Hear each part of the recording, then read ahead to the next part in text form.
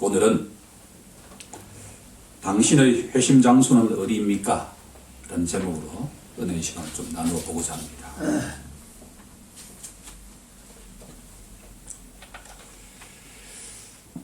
성경에 계시되어 있는 하나님은 능력의 하나님이죠. 처음부터 끝까지 하나님이 어떤 분일까라고 질문할 때 오늘 저는 하나님은 능력의 하나님이다 라고 답하고자 합니다. 땅의 흙으로 아담에게 산자가 되게 하신 능력, 100세가 되었던 아브라함에게 새로운 생명을 탄생하게 하시는 능력, 이 세상에서 죽은 자 가운데 유일하게 부활하게 하신 그 하나님의 능력, 그 능력의 하나님께서는 때가 되면 이 세상의 종말이 올 텐데, 그럴 때 자비의 주가 아니라 심판의 주로 오실 텐데, 그때 하나님의 성령으로 인치심을 받은 자들에게는 구원의 능력을 주신다라고 하는 것이 성경의 일관된 메시지죠. 예수 믿는 자는 바로 이 세상의 종말을 소망을 가지면서 기다리는 자가 바로 예수 믿는 자입니다. 그런데 흥미로운 사실은 하나님께서는 우리에게 살려주시되 극한까지 낮추신다라고 하는 것을 기억할 필요가 있습니다. 제가 이렇게 한번 질문해 보겠습니다. 우리 각자의 삶에서 가장 힘든 순간이 언제입니까? 이 말씀을 묵상하면서 오늘의 주인공은 바로 야곱인데, 야곱 인생에서 가장 절망적인 순간이 언제일까라고 하면 바로 본문이 나와 있는 이 순간이다라고 하는 거죠. 야곱은 사랑하는 아내를 위해서 7년을 며칠처럼 지낼 정도로 열정의 사나이입니다. 라헬을 위해서라면 이 세상의 모든 것들을 다 줄 수 있는 것과 같은 사랑의 남자죠. 그런데 사랑하는 그 라헬도 아무런 도움을 주지 못합니다. 이미 야곱에게는 11명의 아들과 딸이 한 명이 있었는데 눈에 넣어도 아프지 않는 그 자녀들조차도 지금 이 야곱에게는 아무런 도움이 되지 않는다라는 겁니다. 그리고 특히나 야곱이 그렇게도 중시했던 재물이 이 야곱에게는 아무런 의미가 없게 되었다. 한마디로 말씀드린다고 한다면 이 야곱은 이 세상에서 홀로 남았다라는 겁니다. 절대 고독의 시간이 바로 야곱에게 찾아왔다라는 거죠.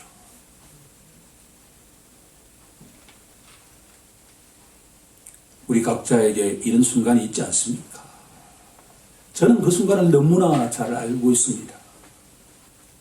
인간의 실존이라고 하는 것은 어느 순간이 되면 이 세상에 아무리 좋은 것도, 부모님도 형제자매도 자녀들도 배우자도 재물도 나에게 어떠한 도움을 주지 못하는 것과 같은 절대 고독의 시간이 온다라고 하는 것이죠.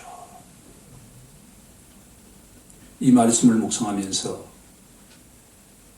아담아 내가 어디 있느냐라는 하나님의 음성이 반복적으로 들렸습니다. 아담아 내가 어디 있느냐. 천지 만물을 창조하시고 꿰뚫어 보시는 아담이 어디 있는지 몰랐어 질문하는 걸까요? 아담아 내 자리가 지금 어디냐라는 질문이죠. 전에는 내가 그리스도 안에 있었지만 이제는 너는 그리스도 밖에 있는 자가 되었다라고 하는 것이요. 아담의 후손은 그 누구라도 그리스도 밖에 있는 자입니다. 그것을 잃어버린 자라고 하죠. 인간의 실존은 그 누구라도 그리스도 밖에 있는 자입니다. 아담도 야곱도 지금 그리스도 밖에 있지요. 그리스도 밖에 있는 자에게는 절대로 평강이 없지요. 주기적으로 불안과 두려움이 인간의 실존이 되는 것은 바로 전에는 그리스도 안에 있었지만 이제는 그리스도 밖에 있는 자가 되었기 때문입니다. 그리스도 밖에 있는 아담의 후손들은 바로 아무런 소망 없이 살아가는 자다라고 하는 것이죠. 그런데 이 야곱의 상황과 성경 속에 많은 인물들이 동일한 상황에 처해 있다라고 하는 것을 깨닫게 되었습니다. 야곱에게 야복강이 바로 회심의 장소였다고 한다면 바로 사울이라고 하는 다소 출신의 이 젊은이에게도 바로 야곱과 동일한 절대 고독의 시간이 찾아왔다라고 하는 거죠. 누구나 시몬 베드로라고 하는 이 어부도 알고 보니까 밤새도록 아무런 고기를 잡지 못했습니다. 그런데 예수님께서 시몬에게 뭐라고 말씀하시냐 그러면 호수 중간에 가서 그물을 내려보아라 라고 말씀하시죠. 지금까지의 경험에 의하면 한 번도 이 대낮에 그물을 내려서 고기를 잡을 수는 없었죠. 하지만 주님 말씀에 의지하여 그물을 내리겠습니다 하고 노를 저으면서 갈릴리 호수 중간으로 갑니다. 이 호수에서 장대가 굵은 이 시몬은 절대 고독의 시간을 갖지요. 시몬 앞에 누가 있느냐 그러면 바로 하나님의 독생자 예수 그리스도가 앉아 계시죠. 혹시 이런 경험 있지 않습니까? 어떤 존재 앞에 내가 홀로 섰는데 그분의 눈빛이 너무나 날카롭고 예리하고 부리부리해서 점점 내가 지구멍에라도 들어가고 싶은 것과 같은 경험이 없습니까? 시몬은 바로 절대 고독의 시간 속에서 예수님과 독대했다라고 하는 것이요. 시몬의 처해 있는 상황이나 야곱이 처해 있는 상황이나 우리가 가장 힘들어했던 그 순간이나 동일하다라고 하는 겁니다. 이 세상의 최고의 축복은 뭐냐 그러면 이 세상에 살아있는 가운데 절대 고독의 시간을 가져야 된다라고 하는 거죠. 그럴 때 내가 죽을 것이냐 뭔가 지푸라기라도 잡을 것이냐라고 하는 그 절대 고독의 시간은 바로 알고 보면 축복의 시간이다라고 하는 거죠. 그럴 때 누가 찾아오느냐 그러면 바로 오늘 본문 속에는 한 사람이 찾아와서 씨름했다라고 말씀하죠. 오늘에 보면 이 한 사람이 바로 한 남자가 찾아와서 야곱과 씨름했다라고 하죠. 알고 보니까 이 한 남자가 바로 하나님이었다. 이 말씀을 묵상하는 가운데 하나님이시지만 인간의 모습으로 이 땅에 오신 예수 그리스도를 예표하고 있는 것이 본문의 그 남자다라고 생각한다면 과한 생각일까요? 우리가 이유는 모르지만 하나님께서 인간의 모습으로 현현하셨다.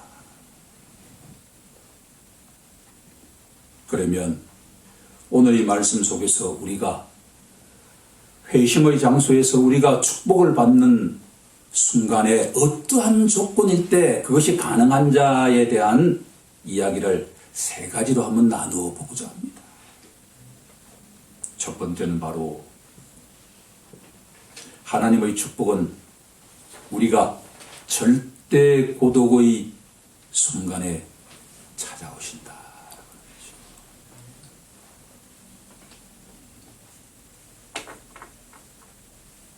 잠언서 2장 4절 5절은 이렇게 선포하고 있습니다. 내 아들아, 은을 구하는 것 같이 그것을 구하며 감추어진 보배를 찾는 것 같이 그것을 찾으면 여호와 경외하기를 깨달으며 하나님을 알게 되리니. 하나님께서는 간절하게 찾는 자에게 축복을 주시는 분이십니다. 이 본문에서 우리가 야곱에게 배워야 할 것은 뭐냐 그러면, 야곱은 지금 시험 상대가 누군지를 몰라요. 야곱이 얼마나 강한 사람이냐라고 하면, 하나님의 현현의 이 남자와 실험을 하기 시작했는데, 이 남자 입에서 내가 이기지 못할 정도로 야곱의 撒바의 강함은 말로 다 할 수 없다라고 하는 것이죠. 이 세상에서 가장 강한 자 가운데 대명사가 바로 야곱이었다. 야곱은 지금 절체절명의 상태에 있습니다. 형과의 그 순간만 떠올리면 야곱이 도저히 불안해서 살아가지 못하는 그와 같은 상태라고 말이에요. 이 순간에 많은 사람들이 인생을 포기할 수도 있죠. 하지만 야곱은 그렇지 않았습니다. 야곱은 상대방이 누군지는 모르지만 그 삿발을 절대 놓지 않으면서 나에게 축복하지 않으면 절대로 내가 놓아주지 않겠다라고 하는 그 끈질김이 있었다라고 하는 것이죠.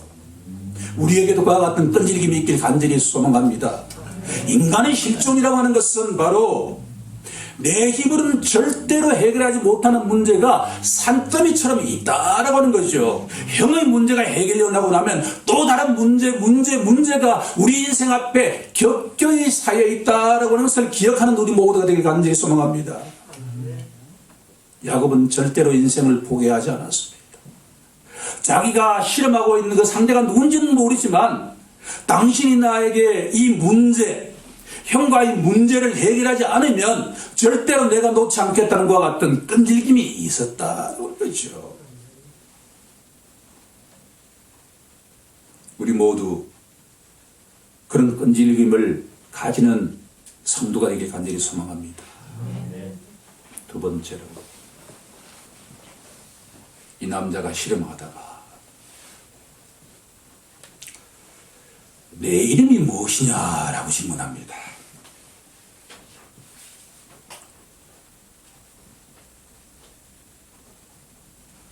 생뚱맞지 않습니까? 그런데 이 순간의 침묵이 천년만큼 깊은 침묵이었다라고 하는 것을 기억하는 우리 모두가 되게 간절히 소망합니다. 그 순간에 야곱은 지금까지 자기 삶의 순간순간이 주마등처럼 지나갔다라고 하는 거지요. 내가 누구냐? 그럴 때 야곱의 답이 야곱입니다 라고 답했습니다. 이것은 마치 시몬이 수시간 동안의 배를 저어서 예수님과 함께 독대하고 가는 가운데 그물이 찢어질 정도로 고기가 많이 잡힌 다음에 시몬이 뭐라고 답합니까? 나는 죄인이로소오니 나를 떠나소서 주여라고 고백하지요. 야곱이라는 이 답은 바로 시몬처럼 내가 죄인입니다 라는 고백입니다. 내가 지금까지 내 삶을 돌이켜보니까 어디 하나 하나님 앞에 내가 서니까 생명의 빛이 나의 어둠을 비추니까 내 삶에 죄가 아닌 것이 하나도 없다라는 고백을 지금 야곱이 하나님 앞에 하고 있다라고 하는 것이죠. 만약에 이 야곱에게 외삼촌 밑에서 20년이라고 하는 연단의 시간이 없었다고 한다면, 형으로 인한 그 절체절명의 두려움이 없었다고 한다면 과연 이 하나님과 씨름을 했을까요?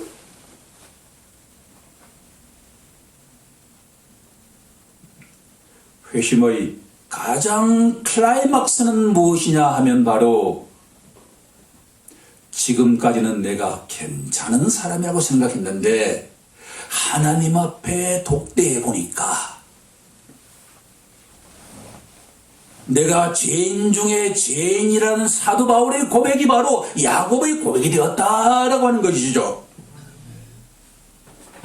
하나님 앞에 축복받는 첫 번째의 순간은 절대 고독의 시간이었다고 한다면 바로 그 다음에 이어져야 하는 것이 바로 하나님 앞에 내가 죄인입니다라는 고백이 바로 하늘의 신령한 축복을 받을 수 있는 가장 중요한 인간의 반응이다라고 하는 겁니다.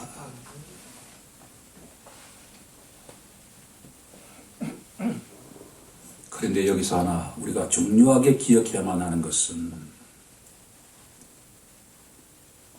이 남자가 야곱의 허벅지 관절을 쳤다라고 되어 있습니다.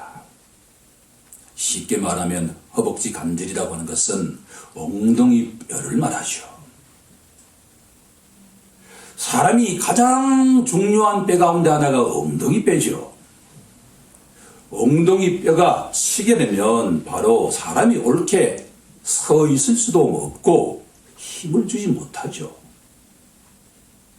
이름하여 야곱은 불구자가 되었다라는 얘기입니다. 야곱은 남아있는 수많은 시간들을 이제 불구자로 살아야 됩니다. 이 순간 야곱은 절망적이지 않았을까요? 그 순간에는 아프지 않았을지 모르지만 이 순간을 경험하고 난 다음에 야곱은 자기 인생은 이제 세상 사람들로부터 불구자 인생이라고 하는 소리를 들어가면서 살아야 되는 절망적인 상태일 수도 있다라고 하는 거죠. 그런데 여기에 소망이 시작된다라고 하는 겁니다. 가장 유명한 이제부터 내 이름이 야곱이 아니라 이스라엘이라 부리라는 말씀입니다. 이 부분에 대해서는 우리가 2030 예배 때 좀 더 깊이 알아가는 시간이 되기를 소망하지만 일단 하나님께서 이스라엘의 의미가 무엇이라고 이야기하냐 그러면 하나님과 및 사람들과 겨루어 이겼다라는 이름이라고 알려주고 있죠. 여기에 패러독스가 있습니다. 야곱은 얼마나 힘이 좋은 사람이냐 그러면 장정 서너 명이 붙어야 옮길 수 있는 그 돌을 직접 옮길 정도로 힘이 장사였습니다. 이 창세기 32장을 가만히 읽어보면 야곱이 얼마나 치밀한 계획을 세우고 있는가를 알 수가 있지요. 형이 A로 나오면 B로 대처하고 C로 나오면 D로 대처하는 자기 나름대로 전략적으로 인생을 살아왔던 이 야곱인데, 이제부터는 야곱은 절대로 힘도 쓸 수 없는 불구자의 삶을 살아가게 되는, 세상 사람들 눈에는 불쌍한 야곱인데, 앞으로 야곱의 인생은 하나님과 겨루어 이긴 자, 하나님과 겨루어 이긴 자라면 세상 사람들과 겨루어 당연히 이기는 자가 되죠. 형 에서와의 씨름에서도 당연히 이기게 될 것이고, 이후 야곱의 삶은 이제 믿음의 조상의 삶을 살아가게 된다라고 하는 것이죠. 지금까지 야곱의 삶이 사기꾼 인생이었다고 한다면, 이제는 어떠한 상황 속에서도 진실말을 말하는 자가 될 것이다 라는 것이고,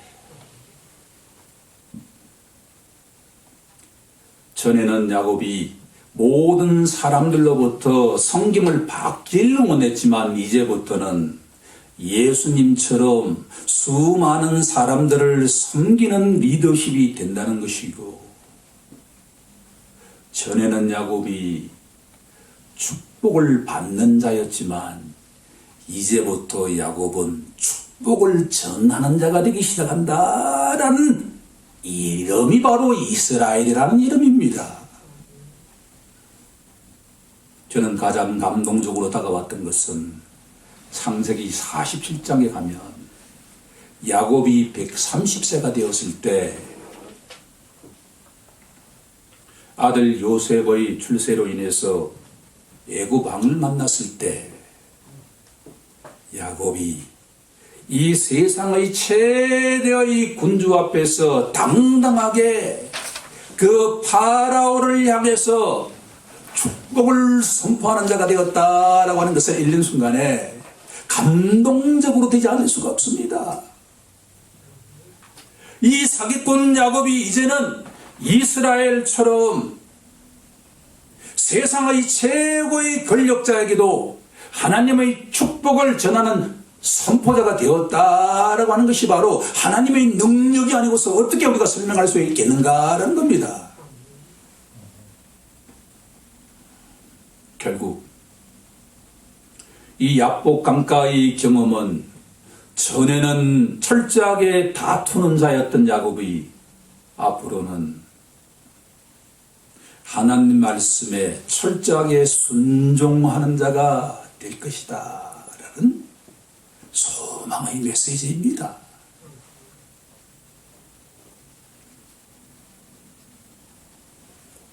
복음서에 보면 예수님께서 제자들에게 이렇게 질문하죠. 500데나리온 빚진 사람과 50데나리온 빚진 사람 가운데 누가 주인을 더 잘 사랑하겠느냐라고 질문하죠.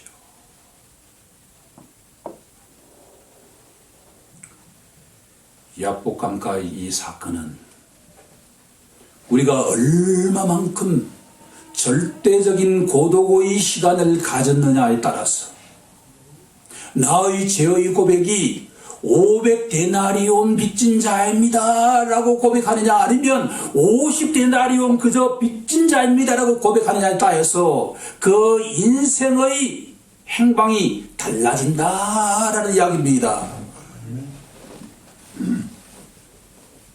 하나님께서는, 능력의 하나님께서는 살리기 전에 우리를 철저하게 죽이시는 분이라는 걸 기억할 필요가 있습니다. 능력의 하나님께서 이 야곱이 절대 절망의 청길 낭떠러지 앞에 섰을 때 하나님이 아니라면 나는 도저히 살아갈 수 없다는 고백을 하면서도 하나님, 제가 이 세상에서 최고의 죄인입니다 라고 고백할 때 천길 낭떠러지 떨어진 그 야곱을 저 천상으로 올려가는 하나님, 이 약복강가의 경험이 우리에게도 있어야 할 줄로 믿습니다.